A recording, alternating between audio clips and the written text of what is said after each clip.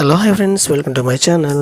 Bharat allrounder Hardik Pandya తన వ్యక్తిగత జీవితానికి సంబంధించిన కీలక విషయాన్ని వెల్లడించాడు. తన భార్యతో నటాషా స్టోకోవిచ్తో వివాహ బంధం ముగిసినట్లు అతను అధికారికంగా ప్రకటించాడు. తామిద్దరూ పరస్పరం అంగీకారంతో విడాకులు తీసుకుంటున్నట్లు పేర్కొన్నాడు పాండే. వీరిద్దరూ 2020లో వివాహం కాగా ఆగస్యా అనే 4 ఏళ్ల కొడుకున్నాడు. సెర్బియాకు చెందిన స్టిన్కోవిచ్ మెడాలింగ్ సినిమాల్లో నటిస్తూ ముంబైలో స్థిరపడింది. ఆ సమయంలో పాండేతో పరిచయం ప్రేమగా మారింది, పెళ్లి వరకు వెళ్ళింది. గత కొంతకాలంగా పాండే స్టిన్కోవిచ్ మధ్య విభేదాలు వస్తూనే ఉన్నాయి. అయితే ఇద్దరూ దీనిపై ఎప్పుడూ స్పందించలేదు.